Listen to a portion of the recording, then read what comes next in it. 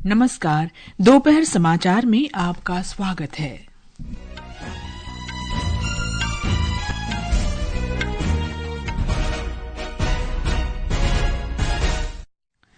गृहमंत्री अमित शाह ने कहा, सरकार जल्द ही राष्ट्रीय आतंकवाद विरोधी नीति और रणनीति पेश करेगी। देश में आतंकवाद से लड़ने के लिए मजबूत व्यवस्था बनाए जाने का दावा किया। वन रैंक वन पेंशन योजना के 10 वर्ष पूरे।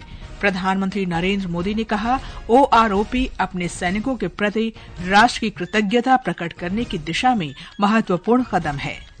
केंद्र ने पराली जलाने वाले किसानों पर जुर्माना दोगुना किया। त्योहार मनाकर लौट रहे यात्रियों के लिए रेलवे कल से 164 विशेष रेलगाड़ियां चलाएगा। ऑस्ट्रेलिया की सरकार ने 16 वर्ष से कम आयु के बच्चों के लिए सोशल मीडिया का उपयोग प्रतिबंधित करने की घोषणा की। और Kiran George Korea masters badminton tournament के पुरुष सिंगल्स के क्वार्टर फाइनल में पहुंचे। दोपहर समाचार के साथ मैं कनकलता। केंद्रीय गृह मंत्री अमित शाह ने आज कहा कि आतंकवाद का मुकाबला करने के लिए सरकार जल्द ही आतंकरोधी नीति और रणनीति लेकर आएगी। नई दिल्ली में आतंकरोधी सम्मेलन का उद्घाटन करते हुए श्री शाह ने कहा कि प्रधानमंत्री नरेंद्र मोदी की सरकार बनने के बाद पिछले 10 वर्ष में आतंकवाद के खिलाफ कड़ा रवैया अपनाया गया है। 2 दिन के इस सम्मेलन को राष्ट्रीय अभिकरण अन्वेषण NIA ने आयोजित किया है। श्री शाह ने कहा कि आतंकवाद को कतई बर्दाश्त न करने के श्री मोदी के आह्वान की दुनिया भर में सराहना हुई है। श्री शाह ने कहा कि 2006 से 2013 की अवधि की तुलना में 2014 से 2021 की अवधि में आतंकी घटनाओं में 70% की कमी आई है। 10 साल के अंदर आतंकवाद के खिलाफ एक ठोस रणनीति लेकर भारत सरकार चली है। मोदी जी का एक घोष वाक्य जीरो टॉलरेंस अगेंस्ट टेररिज्म, ये न केवल भारत समग्र विश्व ने आज स्वीकार किया है। भारत के अंदर टेररिज्म के खिलाफ लड़ने की एक मजबूत इकोसिस्टम खड़ी हुई है। 10 साल के काम का विहंगावलोकन करें तो संतोषजनक चित्र हमारे सामने खड़ा हुआ है। गृहमंत्री ने कहा कि आतंकवादी हमले और देश के खिलाफ आतंकवादियों की साजिश अदृश्य ढंग से रची जाती है।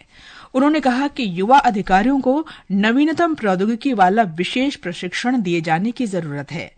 गृहमंत्री ने कहा कि 3 नए आपराधिक कानून दुनिया भर में सर्वाधिक आधुनिक और तकनीकी दृष्टि से उन्नत कानून हैं। उन्होंने कहा कि हाल के समय में सुरक्षा से संबंधित कई कानूनों में परिवर्तन किया गया है। अपने भाषण में श्री शाह ने आजादी के बाद देश की आंतरिक सुरक्षा बनाए रखने और सीमा सुरक्षा के लिए अपने प्राणों का बलिदान देने वाले 36,468 पुलिसकर्मियों को श्रद्धांजलि दी।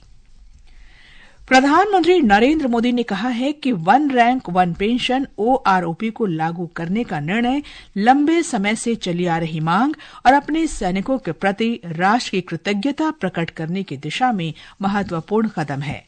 इस योजना के आज 10 साल पूरे होने पर एक सोशल मीडिया पोस्ट में श्री मोदी ने कहा कि ये पहल उन योद्धाओं और भूतपूर्व सैनिकों के साहस तथा बलिदान को श्रद्धांजलि है जो राष्ट्र की रक्षा के लिए अपना जीवन न्यौछावर करते हैं।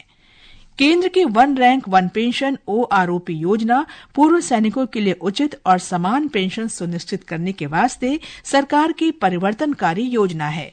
इस योजना में समान रैंक और समान सेवा अवधि के साथ सेवानिवृत्त होने वाले सैनिकों को समान पेंशन मिलती है, चाहे इनकी सेवानिवृत्ति की तारीख कोई भी हो। जम्मू कश्मीर में केंद्र शासित प्रदेश का विशेष दर्जा और संवैधानिक गारंटी बहाल किए जाने का प्रस्ताव पारित किए जाने के बाद विपक्ष के शोर शराबे के कारण आज दिन भर के लिए विधानसभा की कार्यवाही स्थगित कर दी गई। उप मुख्यमंत्री और नेशनल कॉन्फ्रेंस के नेता सुरेंद्र कुमार चौधरी द्वारा प्रस्तुत प्रस्ताव को कल ध्वनिमत से पारित कर दिया गया था। आज जैसे ही विधानसभा की कार्यवाही शुरू हुई, भारतीय जनता पार्टी के विधायकों ने विपक्ष के नेता सुनील शर्मा के नेतृत्व में प्रस्ताव का विरोध किया और उसे असंवैधानिक बताया। दोनों पक्षों की ओर से नारेबाजी के बीच अध्यक्ष ने शुरू में 15 मिनट के लिए कार्यवाही स्थगित की। हंगामा जारी रहने पर सदन को दिन भर के लिए स्थगित कर दिया गया। महाराष्ट्र में आगामी विधानसभा चुनावों के लिए विभिन्न दलों के नेताओं और उम्मीदवारों ने प्रचार अभियान तेज कर दिया है। एक रिपोर्ट। महाराष्ट्र में उद्धव ठाकरे ने आज महाराष्ट्र विधानसभा चुनाव के लिए शिवसेना यूबीटी का घोषणा पत्र जारी किया। घोषणा पत्र में शिवसेना यूबीटी ने धारावी के निवासियों से धारावी पुनर्विकास परियोजना के लिए मौजूदा निविदा को रद्द करने का वादा किया है। एनसीपी एसपी प्रमुख शरद पवार ने एमवीए उम्मीदवार दुनेश्वर पेठे के पक्ष में पूर्वी नागपुर में चुनाव प्रचार किया। प्रधानमंत्री और वरिष्ठ भाजपा नेता नरेंद्र मोदी अगले 7 दिनों में राज्य भर में चुनावी रैलियों को संबोधित करेंगे। प्रार्थना, आकाशवाणी समाचार, मुंबई। महाराष्ट्र में इस महीने की 20 तारीख को 288 सीटों पर मतदान होगा। विधानसभा चुनाव श्रृंखला में आज हम आपके लिए कोपरी पचपाखड़ी विधानसभा सीट की जानकारी लेकर आए हैं। हमारे संवाददाता ने बताया है कि इस सीट का प्रतिनिधित्व वर्तमान में मुख्यमंत्री एकनाथ शिंदे कर रहे हैं। कोपरी पाचपाखाड़ी विधानसभा क्षेत्र ठाणे लोकसभा क्षेत्र का हिस्सा है, जिसमें 5 अन्य विधानसभा क्षेत्र भी शामिल है। कोपरी पाचपाखाड़ी विधानसभा क्षेत्र 2009 में अस्तित्व में आया और उसके बाद से ही ये क्षेत्र हमेशा मुख्यमंत्री एकनाथ शिंदे का गढ़ रहा है। एकनाथ शिंदे ने लगातार 2009, 2014 और 2019 में अपने विरोधियों को बड़े अंतर से हराया है। पिछले चुनाव में एकनाथ शिंदे ने कांग्रेस के उम्मीदवार संजय घाड़ीगांवकर पर 89,000 से ज्यादा वोटों के बड़े मार्जिन से जीत हासिल की थी। शिवसेना के विभाजन के बाद जहां एकनाथ शिंदे अपने पारंपरिक क्षेत्र से चुनाव मैदान में है, वहीं शिवसेना यूबीटी ने केदार दिघे को टिकट दिया है, जो ठाणे के ताकतवर नेता और मुख्यमंत्री एकनाथ शिंदे के राजनीतिक मार्गदर्शक दिवंगत आनंद दिघे के भतीजे हैं। आगामी चुनाव में कोपरी पाचपाखाड़ी के 5,45,110 मतदाता किसे अपना प्रतिनिधि चुनेंगे, ये देखना दिलचस्प होगा। अंकिता आप्टे, आकाशवाणी समाचार, मुंबई। ये समाचार हमारी वेबसाइट www.newsonair.gov.in और हमारे न्यूज ऑन एआईआर ऐप पर भी उपलब्ध हैं। दोपहर समाचार में आपका फिर स्वागत है। पर्यावरण, वन और जलवायु परिवर्तन मंत्रालय ने पराली जलाने पर जुर्माना 2 गुना कर दिया है। सरकार ने कल राष्ट्रीय राजधानी और आसपास के क्षेत्रों में पराली जलाने से संबंधित वायु गुणवत्ता प्रबंधन आयोग के नए संशोधित नियम अधिसूचित किए।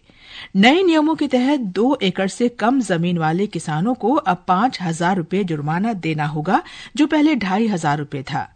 2 से 5 एकड़ जमीन वाले किसानों को 10,000 रूपये पर्यावरण क्षतिपूर्ति देनी होगी। जिन किसानों के पास 5 एकड़ से अधिक जमीन है, उन्हें 30,000 रूपये पर्यावरण क्षतिपूर्ति देनी होगी। भारतीय रेलवे त्योहारों पर यात्रियों की सुविधा के लिए कल से 164 विशेष रेलगाड़ियां चलाएगा। रेलवे बोर्ड के कार्यकारी अधिकारी दिलीप कुमार ने बताया कि त्योहारों को देखते हुए विशेष ट्रेनों का परिचालन जारी है।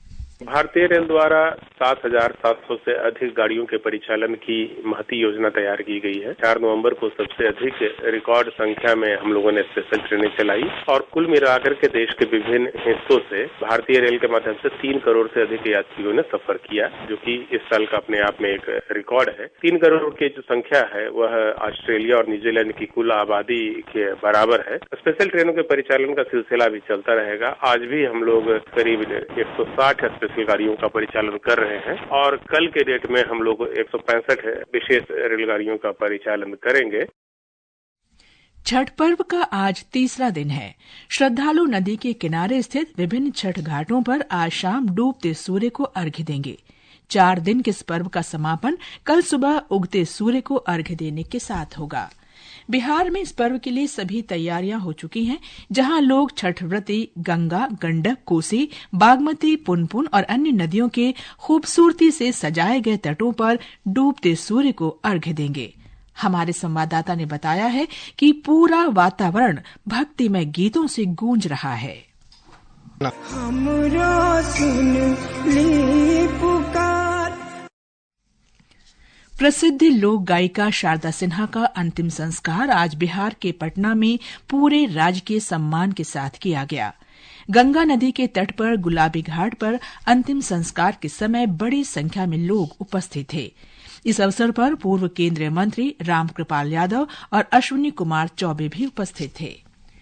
ये समाचार आकाशवाणी से प्रसारित किए जा रहे हैं। ताजा समाचार जानने के लिए आप हमारे social media handle @AIR News Hindi को फॉलो कर सकते हैं।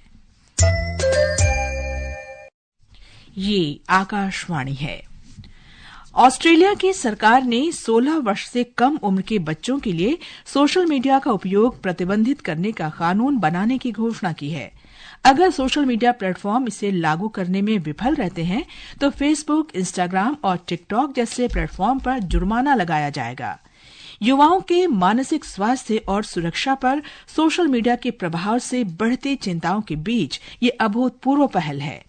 प्रधानमंत्री एंथनी अल्बानीज ने आज एक संवाददाता सम्मेलन में इसकी पुष्टि करते हुए कहा कि सरकार का लक्ष्य इस महीने संसद में कानून पेश करना है।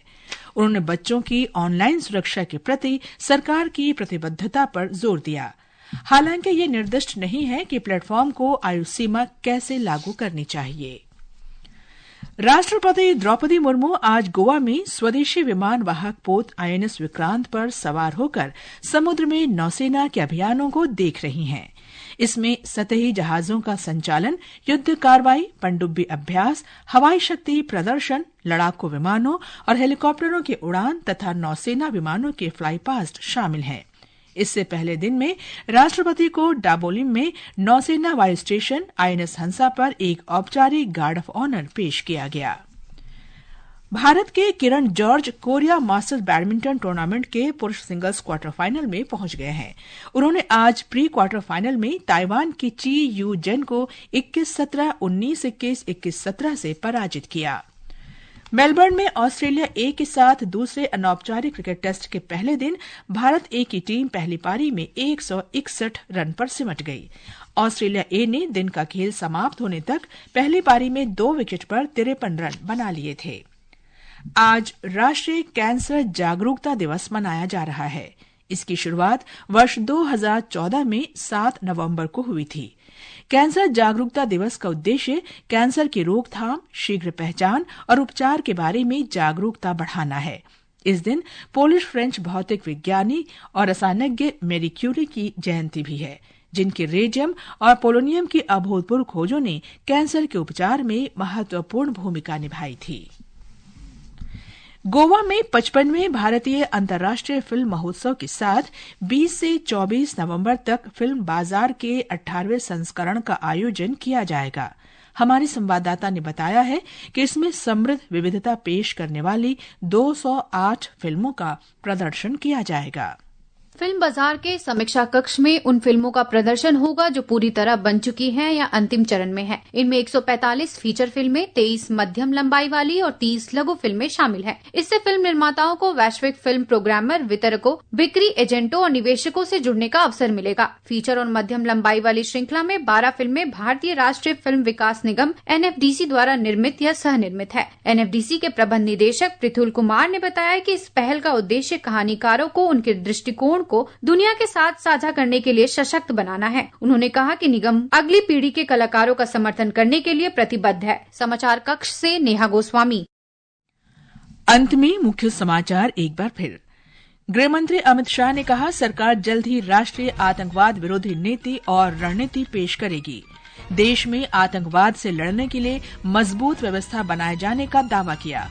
वन रैंक वन पेंशन योजना के 10 वर्ष पूरे, प्रधानमंत्री नरेंद्र मोदी ने कहा, OROP अपने सैनिकों के प्रति राष्ट्र की कृतज्ञता प्रकट करने की दिशा में महत्वपूर्ण कदम है। केंद्र ने पराली जलाने वाले किसानों पर जुर्माना 2 गुना किया। त्योहार मनाकर लौट रहे यात्रियों के लिए रेलवे कल से 164 विशेष रेलगाड़ियां चलाएगा। ऑस्ट्रेलिया की सरकार ने 16 वर्ष से कम आयु के बच्चों के लिए सोशल मीडिया का उपयोग प्रतिबंधित करने की घोषणा की और Kiran George Korea masters badminton tournament के पुरुष सिंगल्स के क्वार्टर फाइनल में पहुंचे। इसके साथ ही दोपहर समाचार का ये अंक समाप्त हुआ। नमस्कार।